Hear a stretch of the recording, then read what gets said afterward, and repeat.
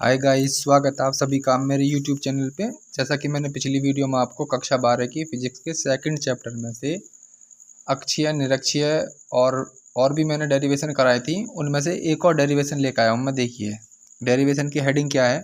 समांतर प्लेट संधारित्र की धारिता का व्यंजक प्राप्त करना है हमें। तो इसके लिए मैंने चित्र बना रखा है। मैंने दो चालक प्लेट ले रखी हैं, जिसका एक का नाम रख दिया एक्स, एक का क्या रख दिया वाई। जो हमारी एक्स चालक प्लेट है उस पर मैंने प्लस क्यू आवेश लिए हैं और वाई वाली पे माइनस क्यू आवेश। ठीक है, तो इसी के बारे में जानेंगे आज। देखिए, माना दो चालक प्लेट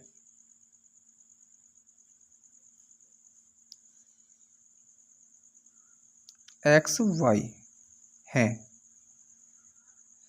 जिसके एक्स सिरे पर प्लस क्यू आवेश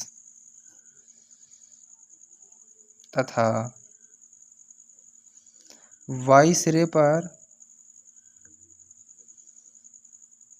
माइनस क्यू आवेश एक दूसरे से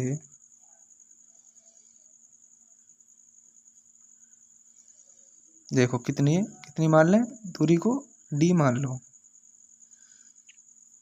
ठीक है, स्मॉल डी दूरी पर स्थित है।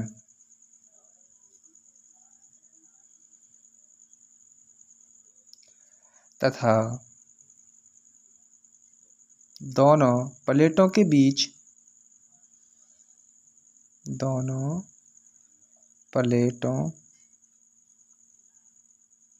बीच का माध्यम परावैद्युत है।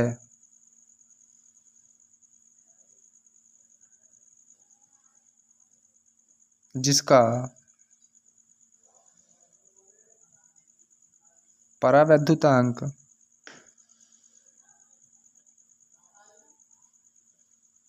कितना होता है हमारा के है। अतः दोनों प्लेटों के बीच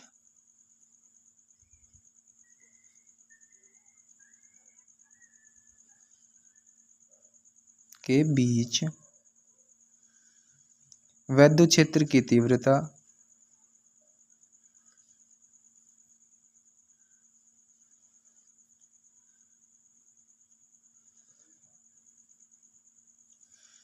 क्या मान लेते हैं? ई।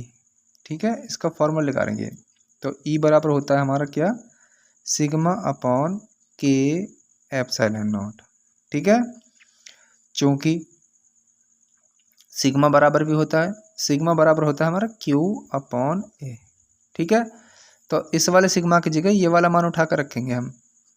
तो E इजक्वल टू क्यू बटे के ए एप्सिलॉन नॉट हो जाएगा। ठीक है, क्योंकि ये बटे में आएगा तो ये बटे में पहुंच जाएगा ए हमारा। अतः दोनों प्लेटों के बीच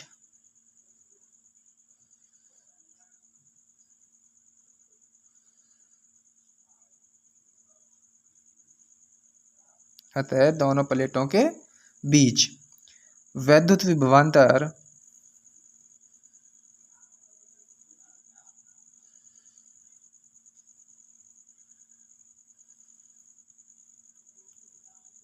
ठीक है, वैद्युत विभवांतर बड़ी भी हो तब V बराबर जो होता है वो हमारा होता है E और ई डी से। ठीक है, E का मान उठा के यहाँ रख देंगे तो V इजक्वल टू ई का मान था हमारा क्या? Q अपॉन के ए एप्सिलॉन नॉट और आगे बच गया हमारा D। ठीक है, तो ये हो जाएगा D की गुणा हम ऊपर कर देंगे तो V बराबर हो जाएगा हमारा क्यू डी अपॉन के ए एप्सिलॉन नॉट। ठीक है, परंतु चलो अभी यहीं आ जाएगा थोड़ा सा। परंतु समांतर प्लेट संधारित्र की धारिता, समांतर